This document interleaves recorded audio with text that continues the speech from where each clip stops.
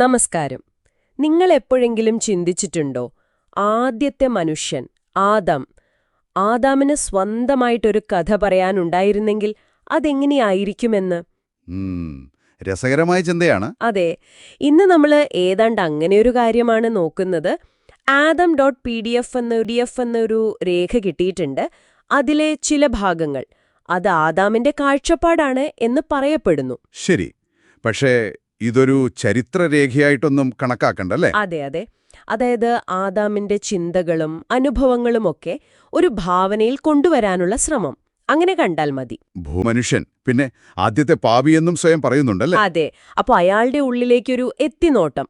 ശരി, നമുക്ക് നോക്കാം. ഈ പറയുന്ന കഥയിൽ എന്താണ് അത്ര വ്യത്യസ്തമായിട്ടുള്ളത്? ആദാം എങ്ങനെയാ സ്വന്തം കഥ പറയുന്നത്? തുടങ്ങുന്നത് സൃഷ്ടിയിൽ നിന്ന് തന്നെ ആവുമല്ലോ. അസത്തിൽ നിന്നും രൂപം കൊണ്ടതിനെപ്പറ്റി പറയുമ്പോൾ ഒരു പ്രത്യേക കാര്യം പറയുന്നുണ്ട്.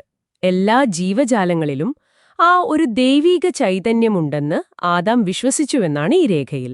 ഓഹോ. ഏദൻ തോട്ടം അത് സമ്പൂർണമായിരുന്നു. പക്ഷേ ആ പൂർണ്ണതയിൽ ഒരു തരം ഒരു നിസ്സംഗത, ഒരു ബോറടി.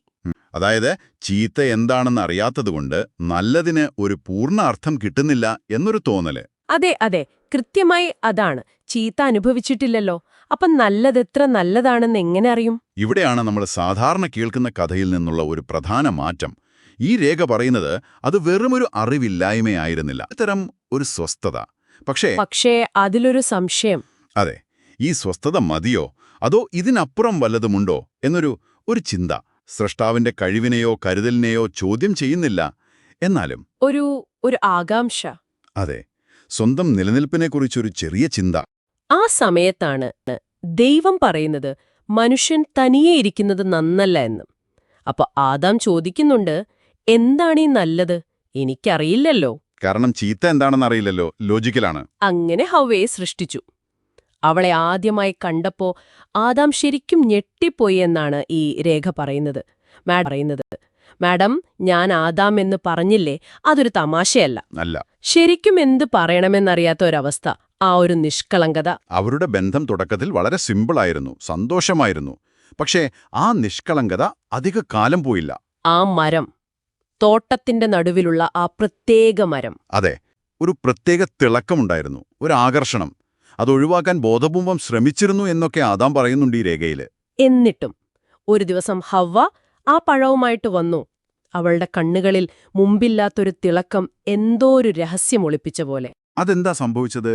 ഈ രേഖ പറയുന്നത് സംസാരിക്കുന്ന ഒരു സർപ്പം ഹവ്വയെ സമീപിച്ചു എന്നാണ്. വെറുമൊരു പാമ്പല്ല. അല്ല, ലോകം തുടങ്ങിയ കാലം മുതലുള്ള അറിവ് ശേഖരിച്ചുവെച്ച ഒരു പുരാതന ശക്തി എന്നൊക്കെയാണ് പറയുന്നത്. ആ പഴം കഴിച്ചാൽ വെറും നന്മതിന്മകളെക്കുറിച്ചുള്ള അറിവല്ല കിട്ടുന്നത്. പിന്നെയോ? ദൈവങ്ങളെപ്പോലെ സ്വന്തമായി ലോകാക്കാനും നിയന്ത്രിക്കാനുമുള്ള കഴിവ് കിട്ടുമെന്ന്. ഓ, അപ്പൊ അതൊരു വലിയ പ്രലോഭനമാണ്, വെറും കൗതുകമല്ല, ശക്തിയുടെ വാഗ്ദാനം. അതെ, അതായിരുന്നു ആ പ്രലോഭനം. ഹവ്വ കൊടുത്തു, ആദാം വാങ്ങിക്കഴിച്ചു. ആ നിമിഷം അതിനെ ആദാം പറയുന്നത് ഒരു അറിവിന്റെ പ്രളയമെന്നാണ്. ഭയങ്കരമായൊരു അനുഭവം. ഉള്ളിലേക്കെല്ലാം കൂടി ഇരച്ചുകേറി. അതുവരെയില്ലാത്ത ചിന്തകൾ, വികാരങ്ങൾ, തിരിച്ചറിവുകൾ. തങ്ങൾ നഗ്നരാണെന്ന് മനസ്സിലായി, എന്തോ വലിയ തെറ്റ് ചെയ്തു എന്ന് തോന്നി. മുൻപ് ആശ്വാസം തന്നിരുന്ന ദൈവസാന്നിധ്യം അത് ഭയമായി മാറി. അതുകൊണ്ടാണ് ഒളിച്ചത്. ദൈവം വന്ന് ചോദിച്ചില്ലേ, ആദം നീ എവിടെ എന്ന്? അപ്പൊ ആദാം ആദ്യം ഞാൻ നഗ്നനായതുകൊണ്ട് ഒളിച്ചതാണ് എന്നാ. അതെ. അപ്പോ ദൈവം ചോദിച്ചു, നീ നഗ്നനാണെന്ന് നിന്നോടാരാ പറഞ്ഞത്? ആ ചോദ്യത്തിന് മുന്നിലാണ് ആദാം പതറിയത്. എന്നിട്ട് ഹവ്വയെ കുറ്റപ്പെടുത്തി. അങ്ങെനിക്ക് തന്ന സ്ത്രീ, അവളെനിക്ക് തന്നു, ഞാൻ കഴിച്ചു. ഹവ്വയാകട്ടെ സർപ്പത്തെയും. ഈ Adam.pdf അനുസരിച്ച് അത് വെറും പേടികൊണ്ടുള്ള ഒരു ഒളിച്ചോട്ടം മാത്രമല്ല. ആ കിട്ടിയ പുതിയ അറിവ് അതവരെ ശരിയായ തീരുമാനമെടുക്കാൻ പറ്റാത്തവരാക്കി. ഉത്തരവാദിത്തം എടുക്കുന്നതിന് പകരം ന്യായീകരണം കണ്ടെത്താൻ ശ്രമിച്ചു. അതിന്റെ ഫലം നമുക്കറിയാം. ഏദൻ തോട്ടത്തിൽ നിന്ന് പുറത്തായി. ജീവിതം അത് കഠിനാധ്വാനമായി. ഹവ്വയ്ക്ക് പ്രസവവേദനയും. ആവശ്യത്തെ തെരഞ്ഞെടുപ്പ്, അതിന്റെ ഭാരം. നിഷ്കളങ്കതയ്ക്ക് മുകളിൽ അറിവ് തെരഞ്ഞെടുത്തതിന്റെ ഭാരം.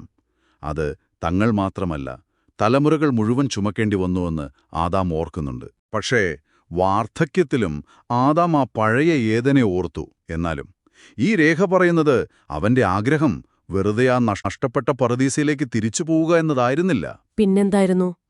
അറിവും നിഷ്കളങ്കതയും തമ്മിൽ നഷ്ടപ്പെട്ട ആ ഒരു ബാലൻസ്, അത് വീണ്ടെടുക്കാൻ ദൈവവുമായുള്ള ആ പഴയ ബന്ധം, അത് ശരിയാക്കാനൊരു വഴി, അങ്ങനെ ഒരു പ്രതീക്ഷ. ഒരു രക്ഷകൻ വരുമെന്നൊരു വിശ്വാസം. അതെ, തങ്ങളെ കൃപയിലേക്ക് തിരികെ നയിക്കാൻ ഒരാൾ വരുമെന്നവൻ വിശ്വസിച്ചു.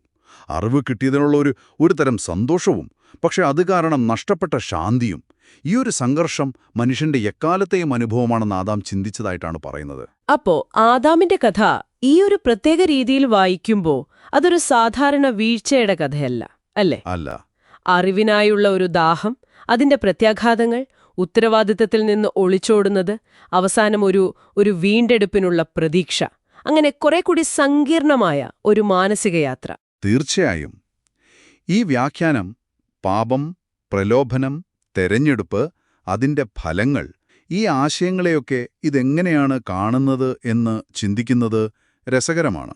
ഒരാളുടെ, അതായത് ആദ്യ മനുഷ്യന്റെ എന്നു പറയപ്പെടുന്ന ഒരാളുടെ ഉള്ളിലെ സംഘർഷങ്ങൾക്ക് പ്രാധാന്യം കൊടുക്കുമ്പോൾ കഥയ്ക്ക് പുതിയ മാനങ്ങൾ വരുന്നു. ശരിയാണ്. അപ്പോൾ നിങ്ങൾക്കായി ഒരു ചിന്ത തന്നിട്ട് ഞങ്ങൾ നിർത്തുന്നു. ഈ Adam.pdf-ൽ പറയുന്ന പോലെ ആദം അനുഭവിച്ച ആ അറിവിന്റെ പ്രളയം അതൊരു അനുഗ്രഹമായിരുന്നോ? അതോ അവസാനം അതൊരു ഭാരമായി മാറിയോ? ആ നിഷ്കളങ്കത നഷ്ടപ്പെടുത്തി കിട്ടിയ അറിവ്, അതിനു കൊടുത്ത വില വലുതായിരുന്നോ? അതെ. നിങ്ങൾ എന്ത് കരുതുന്നു?